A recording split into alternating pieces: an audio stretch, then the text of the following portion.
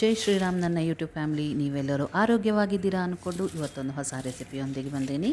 ನಾನಿವತ್ತು ಕಸೂರಿ ಮೆಥಿ ಮಾಡೋದು ಹೇಗೆ ಅಂತ ತೋರಿಸ್ಕೊಡ್ತೀನಿ. ಇದು ಒಬ್ಬರು ಸಬ್ಸ್ಕ್ರೈಬರ್ ನನಗೆ ಕೇಳಿದರು ಹೇಗೆ ಮಾಡೋದು ಅಂತ.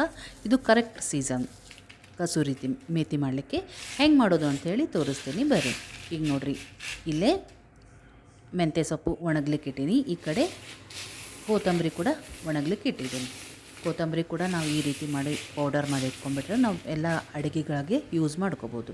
ಯಾವಾಗ ಕೊತ್ತಂಬರಿ ಇರೋಂಗಿಲ್ಲ ಅಂದ್ರೆ ಆ ಟೈಮ್ನಲ್ಲಿ ಇದನ್ನು ನಾವು ಯೂಸ್ ಮಾಡ್ಕೋಬೋದು. ಈಗ ಬರ್ರಿ, ಈಗ ಹೆಂಗೆ ಶಬ್ದ ಬರ್ತದೆ ನೋಡಿರಿ, ಎಷ್ಟು ಚೆನ್ನಾಗಾಗಿತ್ತು.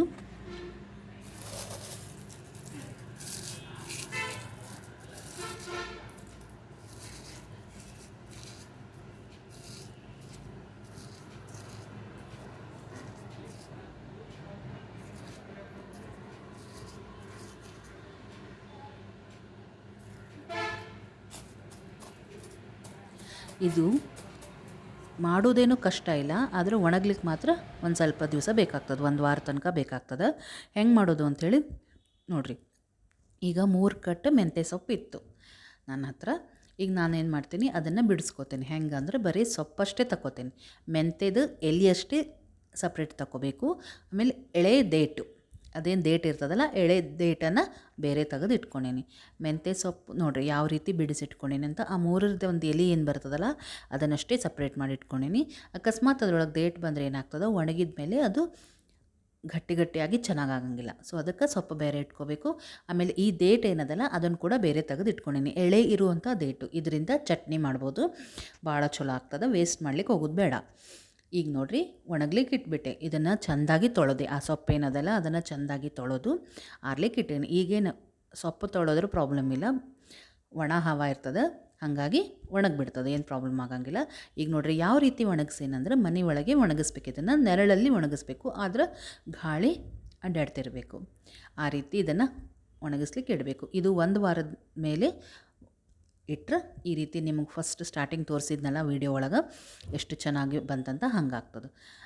ಆಮೇಲೆ ನೋಡಿರಿ, ಈ ಕಡೆ ಸೈಡ್ ನಾನು ಇದೇ ರೀತಿ ಕೊತ್ತಂಬರಿ ಕೂಡ ಮಾಡಿಟ್ಕೊಂಡೀನಿ. ಈ ಕೊತ್ತಂಬರಿ ಕೂಡ ಒಣಗಿಸಿ ಪೌಡರ್ ಮಾಡಿ ಇಟ್ಕೊಂಡ್ಬಿಟ್ರೆ, ಒಮ್ಮೊಮ್ಮೆ ಮನೆ ಒಳಗೆ ಕೊತ್ತಂಬರಿ ಇರೋಂಗಿಲ್ಲ, ಆ ಹೊತ್ತಿಗೆ ನೀವು ಇದನ್ನು ಪೌಡರ್ ಹಾಕಿದ್ರೆ ಕೊತ್ತಂಬರಿ ಫ್ಲೇವರು ಚೆನ್ನಾಗಿ ಬರ್ತದೆ. ಆಮೇಲೆ ನಮ್ಮ ಕೆಲಸ ಕೂಡ ಆಗ್ತದೆ. ಈಗ ನೋಡಿರಿ ಅದೇ ರೀತಿ ನಾನು ಮೆಂತ್ಯ ಸೊಪ್ಪು ಕೂಡ ಒಣಗಿಸ್ಲಿಕ್ಕೆ ಇಟ್ಬಿಟ್ಟೆ. ನಮ್ಮಮ್ಮ ಅವರೆಲ್ಲ ಮೊದಲೇನು ಮಾಡ್ತಿದ್ರು, ಮನೆ ಒಳಗೆ ಫ್ರಿಜ್ ಇರಲಿಲ್ಲಲ್ಲ, ಈ ರೀತಿ ತೆಗೆದು ಇಟ್ಕೊಂಡು ಸಣ್ಣಗೆ ಹೆಚ್ಚಿ ಆರಾಕಿ ಇಟ್ಬಿಡ್ತಿದ್ರು. ಅದರದ್ದು ಮುದ್ದೆ ಪಲ್ಯ ಮಾಡ್ತಿದ್ರು, ಭಾಳ ಟೇಸ್ಟಿ ಆಗ್ತಿತ್ತು. ಆವಾಗ ಅದಕ್ಕೆ ಕಸೂರಿ ಮೇಥಿ ಅಂತಾರಂತ ನಮಗೆ ಗೊತ್ತಿರಲಿಲ್ಲ, ಈಗೆಲ್ಲ ಗೊತ್ತಾಗ್ಯದಷ್ಟೇ. ಈಗ ನೋಡಿರಿ, ನಾನು ಅದರೊಳಗಿಂದು ಒಂದು ಸ್ವಲ್ಪ ಏನು ಸೊಪ್ಪು ತೆಗೆದಿಟ್ಕೊಂಡು ಅದನ್ನು ಮುದ್ದೆ ಪಲ್ಯ ಮಾಡ್ತೀನಿ, ಡೇಟಿಂದ ಚಟ್ನಿ ಮಾಡ್ತೀನಿ. ಅದೇ ರೀತಿ 2ನೇ ದಿವಸ ನೋಡಿರಿ ಆಲ್ರೆಡಿ ಯಾವ ರೀತಿ ಒಣಗ್ಯದಂತ. ಅದ್ರ ಪೂರ ಒಣಗಿರಂಗಿಲ್ಲ, ಇದು ಸ್ವಲ್ಪ ಮೆತ್ತಗಿರ್ತದೆ. ಕೈ ಒಳಗೆ ನಾವು ಹಿಂಗೆ ಹಿಡಿದು ಸ್ಮ್ಯಾಶ್ ಮಾಡಿದರೆ ಪುಡಿ ಆಗಬೇಕು, ಆವಾಗಷ್ಟೇ ಒಣಗ್ಯದಂತ. ಹಾಗೆ ಮಾಡಿಟ್ಕೊಂಡ್ರೆ ನಿಮಗೆ 3ರಿಂದ 4 ತಿಂಗಳು, ಭಾಳ ಆದ್ರೆ 6 ತಿಂಗಳ ತನಕ ಚೆನ್ನಾಗಿರ್ತದೆ. ಫ್ಲೇವರ್ ಕೂಡ ಚೆನ್ನಾಗಿರ್ತದೆ. ಈಗ ನೋಡಿರಿ 3ನೇ ದಿವಸ ಕೂಡ ಪೂರ ಒಣಗ್ಯದ. ಈಗ ಇದನ್ನು ಮಾಡಿಟ್ಕೊಂಡ್ರೆ ನೀವು ನಾರ್ತ್ ಇಂಡಿಯನ್ ಡಿಶ್ಶಿಗೆ ಹಾಕ್ಬೋದು, ಸೌತ್ ಇಂಡಿಯನ್ ಡಿಶ್ಶಿಗೆ ಕೂಡ ನೀವು ಇದನ್ನು ಯೂಸ್ ಮಾಡ್ಕೋಬೋದು. ಸೂಪರ್ ಆ್ಯಂಡ್ ಟೇಸ್ಟಿಯಾಗಿರ್ತದೆ. ಆಮೇಲೆ ಕರದಿಂಡಿ ಮಾಡ್ತಿರ್ತೀವಲ್ಲ ಅದಕ್ಕೂ ಕೂಡ ಹಾಕಿ ಇದನ್ನು ಯೂಸ್ ಮಾಡಿಕೊಂಡು ಚೆನ್ನಾಗಿರ್ತದೆ ಅಡುಗೆ. Thank you so much. ನನ್ನ ವೀಡಿಯೋನ ನೋಡ್ತಿದ್ದೀರಾ, ಲೈಕ್ ಮಾಡಿ, ಶೇರ್ ಮಾಡಿ, ಸಬ್ಸ್ಕ್ರೈಬ್ ಮಾಡಿರಿ. ಮತ್ತು ಕಮೆಂಟ್ನಲ್ಲಿ ಬರೆದ್ರೆ ನಿಮಗೆ ಗೊತ್ತಾಗ್ತದೆ ಹೆಂಗೆ ಆಗಿತ್ತು ಅಂತ. ಕಮೆಂಟ್ ಒಳಗೆ ಬರೀರಿ ನಂಗೆ, ಆಮೇಲೆ ಕಮ್ಯುನಿಕೇಟ್ ಆದಂಗೆ ಇರ್ತದೆ. ನೋಡಿರಿ ಎಷ್ಟು ಚೆನ್ನಾಗಾಗ್ಯದಂತ.